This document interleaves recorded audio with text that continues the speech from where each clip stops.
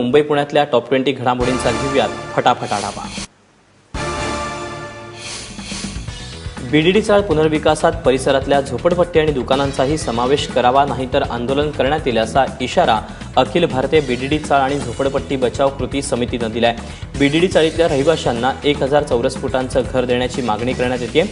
रहिवाशांसोबत कोणताही करार न करता सरकारनं भूमिपूजनाची घाई केल्याचा आरोप यावेळी करण्यात आला।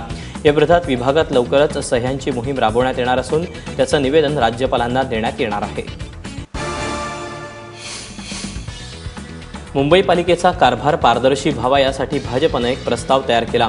काल झालेल्या प्रदेश कार्यकारिणीच्या बैठकीत हा प्रस्ताव मांडण्यात आला।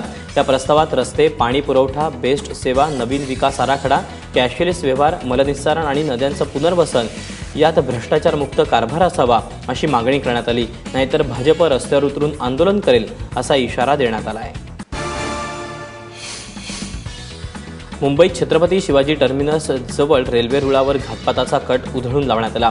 शनिवारी अपधीम्या मार्गावर एका तरुणानं 4 फूट लांब रेल्वे रुळाचा लोखंडी तुकडा ठेवला।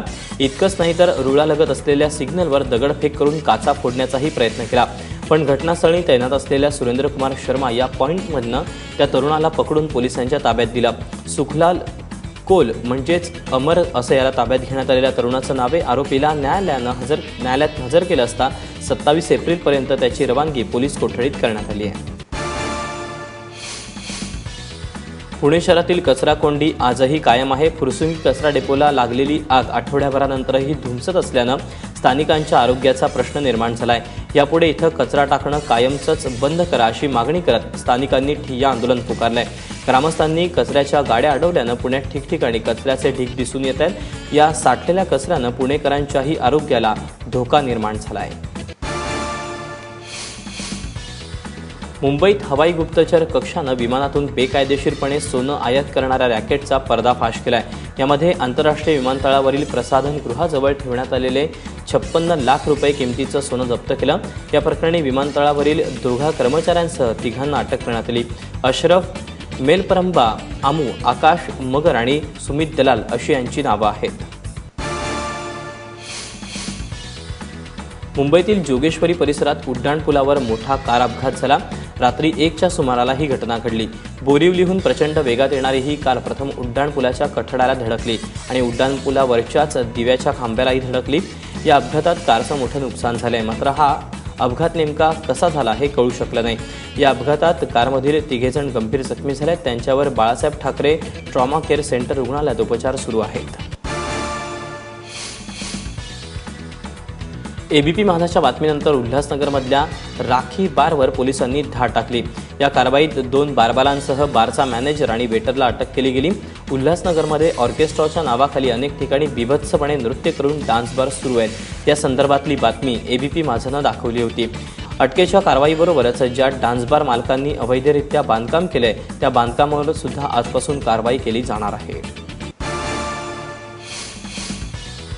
राज्य सरकारकडून वारंवार केल्या जाणाऱ्या पेट्रोल आणि डिझेलच्या दरवाढीविरोधात पुण्यात काँग्रेसनं आंदोलन केलं। ही दरवाढ अन्यायकारक असल्याचं सांगत काँग्रेसनं मोदी सरकारविरोधात जोरदार घोषणाबाजी केली। मोदी सरकार सत्तेत आल्यापासून वारंवार पेट्रोल आणि डिझेलची दरवाढ होतीये। हे सरकार शेतकऱ्यांच्या तसंच सामान्यांच्या विरोधात असल्याचा आरोप यावेळी करण्यात आला। केंद्र सरकारला पर्यावरणाशी काहीही देणं घेणं नाही अशा शब्दात मुंबई उच्च न्यायालयानं आपली खंत व्यक्त केली। मेट्रो 3 बाबत वारंवार खुलासा मागूनही उत्तर येत नसल्यानं नाराज झालेल्या न्यायालयानं 3 मेपर्यंत केंद्राला आपली भूमिका स्पष्ट करण्याचे आदेश दिले। मेट्रो 3च्या दक्षिण मुंबईतल्या बांधकामाकरता केंद्रीय पर्यावरण मंत्रालय तसंच वन विभागाच्या परवानगीची आवश्यकता आहे का आणि असेल तर ती दिली गेली आहे का या संदर्भात आपली भूमिका स्पष्ट करा असे आदेश उच्च न्यायालयानं दिले होते। मात्र वारंवार विचारणा करूनही केंद्रीय पर्यावरण मंत्रालय तसंच वन विभागाकडून उत्तर येत नसल्यानं न्यायालयानं आपली नाराजी व्यक्त केली। माहिती अधिकार कायद्याच्या वापरानं लाखोंची खंडणी उकळणाऱ्या वसईतल्या डॉक्टरला बेड्या ठोकण्यात आल्यात। दुसरी गोष्ट म्हणजे या प्रकरणात बड्या राजकारण्यांची नावं पुढे येत असल्यानं तपास अधिकाऱ्यांचीच बदली देखील केली गेली आहे। डॉक्टर अनिल यादव असं अटकेत असलेल्या व्यक्तीचं नाव आहे। तो वसईतील नवघर आरोग्य केंद्र, मुंबईतील जे रुग्णालय यासोबतच धुळ्याच्या शासकीय रुग्णालयात वैद्यकीय अधिकारी म्हणून कार्यरत होता। त्याला उत्तर प्रदेशातल्या गाझियाबादमधून स्थानिक गुन्हे अन्वेषण शाखेनं अटक केली। OneCoin या बोगस कंपनीच्या नावानं लाखोंचा गंडा घालणाऱ्या टोळीला नवी मुंबई पोलिसांनी अटक केली। बिटकॉइन या आंतरराष्ट्रीय कंपनीच्या नावाचा वापर करून OneCoin ही बोगस कंपनी सुरू करण्यात आली होती। सेमिनारच्या माध्यमातून लोकांना फूस लावण्याचं काम कंपनीकडून केलं जात होतं। तपासाअंती ही कंपनी बोगस असल्याचं निष्पन्न झालं आणि पोलिसांनी 18 जणांना ताब्यात घेतलं। तोतया सेल्स अधिकारी बनून धाड टाकण्यासाठी आलेल्या 5 भामट्यांना बेड्या ठोकण्यात आल्या। उल्हासनगरच्या शांतीनगर भागात ही कारवाई करण्यात आली। शांतीनगरातील एका दुकानात हे बोगस अधिकारी धाड टाकण्यासाठी आले, मात्र दुकानदाराला संशय आल्यानं स्थानिकांच्या मदतीनं या भामट्याला पकडण्यात आलं। पोलिसी खाक्या दाखवताच या 5ही जणांनी आपण बोगस अधिकारी बनून आल्याचं कबूल केलं। वारंवार सूचना देऊनही ज्या शाळा मनमानी पद्धतीनं फी वाढवतील त्यांच्यावर लवकरच कारवाई होईल असं आश्वासन शिक्षण मंत्री विनोद तावडे यांनी दिले। 2 वर्षात 15% फी वाढ करता येते। आता 10% केली असेल तर पुढच्या वर्षी फी वाढ करता येणार नाही असं तावडेंनी म्हटलंय।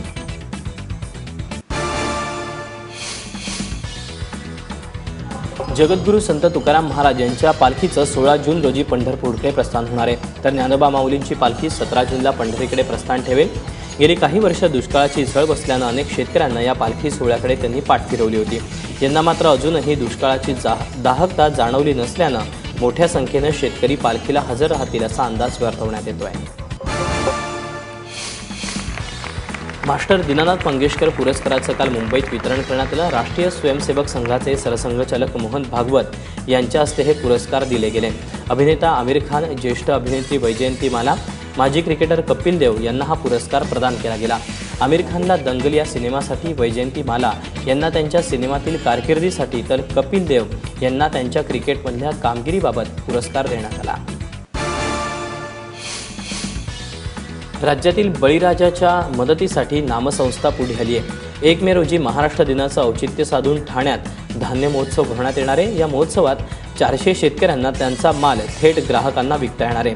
ठाण्यानंतर राज्यभरात आंबा महोत्सवासोबतच हा धान्य महोत्सव भरवण्यात येणार आहे। दरम्यान तुरीचा प्रश्न राज्य सरकारनं सोडवला पाहिजे असं वक्तव्य मकरंद अनासपुरे यांनी यावेळी केलं।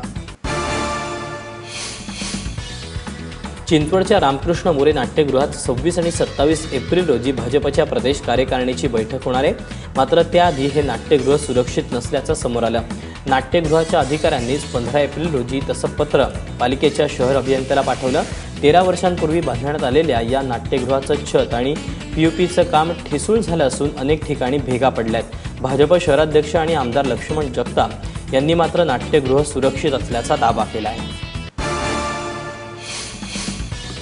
मुंबईत अभिनेता अक्षय कुमारनं सिनेमात स्टंटबाजी करणाऱ्या कलाकारांसाठी मेडिकल आणि आरोग्य विम्याच्या योजनेची घोषणा केली। यावेळी अक्षय कुमारनं स्टंट करणाऱ्या कलाकारांचं कौतुक करतानाच त्यांची भूमिका किती महत्त्वाची असते यावरही प्रकाश टाकला। दरम्यान अक्षय कुमारच्या रुस्तम सिनेमाला नॅशनल अवॉर्ड मिळाल्यानंतर निर्माण झालेल्या वादावर सुद्धा अक्षयनं उत्तर दिलं।